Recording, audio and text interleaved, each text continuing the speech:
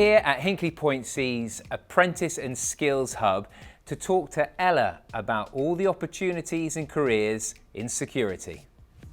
So thanks for your time, Ella. Can you tell us a little bit more about becoming a security officer here at Hinkley Point C? Yeah, absolutely. So our security officers are really, really important and they are everywhere that you look on site. So the roles are really, really diverse.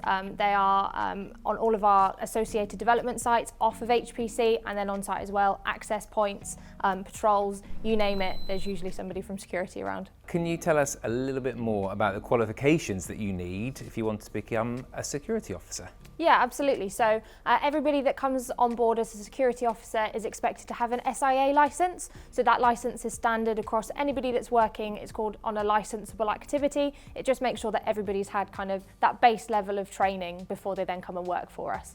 And what does it entail to get an SIA licence? So I actually got mine a few weeks ago. So I did a 5-day course where I learned everything that I needed to for the exam. So what it meant to be a door supervisor, because that's the license that I have.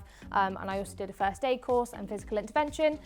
Did my exams, passed them. Within 10 days, I had my certificate back telling me that I'd passed, which then meant that I could apply away for my license. There are a few different licenses that you can get. So a door supervisor's license, which is basically what you think of having like a bouncer would have, a security guarding license, or a close protection license. So all of those are completely valid to then come and work on site. Then if you're working somewhere where you have to look at CCTV, you then have to get a separate SIA CCTV license, but it just basically gives you the foundation knowledge of what it means to work as a security officer. Could you go to an interview without having obtained your SIA license? So in theory, yes, although we do prefer you to have it. If you don't have it, then you can use that time period when you're being vetted to get that license, but so long as you're kind of being proactive about it and showing us that you are going to be getting your license, it's fine. What qualifications would you look for in a security officer? So other than the SIA licence, there isn't necessarily anything specific that we're looking for. It's great if you've got previous experience in the security environment, but it's absolutely not essential. We're looking for people that are really good communicators, observant, and kind of are able to embody that kind of personality of somebody that's responsible on site, because everybody does look to us as a security staff to kind of lead the way. And how do people apply?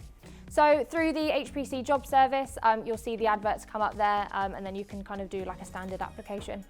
And then once you've been on the job for a number of months, I guess, personal development, are there opportunities to progress? Yeah, absolutely. So one of the quite unique things about G4S is that actually we only promote from within. So the vast majority of our staff come in as a security officer, and then you work your way up from there. So we do supervisor selection, which is all internal. And we've actually had people that have started as a red hat right at the very beginning and made it to a black hat, a manager, within a couple of years. So it absolutely is possible. Within that, we then have really good opportunities for you to do an apprenticeship. So you aren't hired as an apprentice, you're a security officer or a supervisor, but then you do an apprenticeship alongside your job.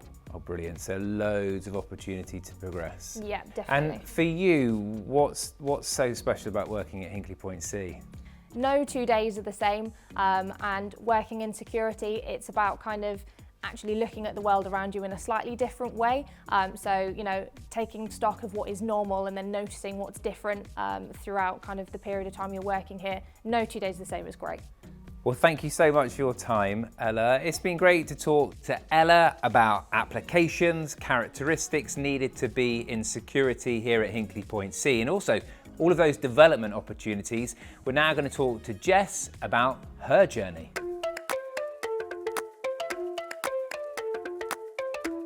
So we're now with Jess, and we're going to talk to Jess about her journey from security officer to DMS lead. So great to be with you, Jess, today. Can you tell us a little bit more about your journey here to Hinkley Point C? Yes, so I started back in March 2017, so it's been coming up to 5 years now. I've been with G4S for my entire time on the project, and I started as a security officer. Did you ever imagine yourself being a security officer? In all honesty, never really an ambition of mine. It wasn't until I spoke to a friend who worked on the project and she told me a little bit more about it, and that's sort of what gained my interest then, because I saw the sort of variety of roles that actually exist within security. What were your typical hours like?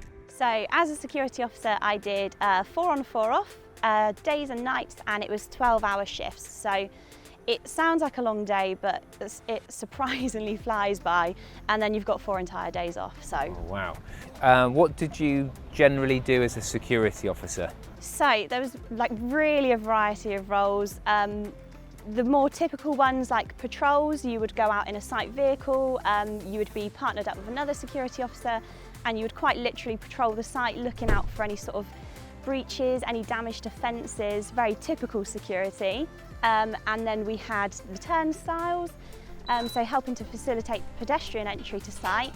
And then we've got the vehicle entry points as well. So we're on the South Plaza now, that's where the vehicle main entry point is. And you're facilitating vehicle entry. So it's a bit of a mix. Yeah, a huge variety. How did you go from being a security officer to your current role? It's just something I expressed my interest in. You get exposed to sort of the progression opportunities and the training opportunities because you really work around it. And I guess G4S want to keep you, like you're an asset to them, so they would rather have you in a role that you enjoy doing. So I quite openly expressed that I would be interested in the delivery side of things, and they got me trained up. What's your team like? Amazing. The team is my favourite part of the job. It has been from the start. You work really, really closely. When you start on the project, you get put into a team. The size varies depending on the location that you're working on. As a plaza team, which is where I worked at the vehicle entry point, you're on a team of about 16, and then ever since my team's gotten smaller as I've sort of specialised, I suppose. So it's been great to talk to both Ella and Jess about their journeys and the world of security here at Hinkley Point C. If you want to find out any more information about what we've spoken about in this video, the Young HPC programme or Hinkley Point C in general, just click on the links below.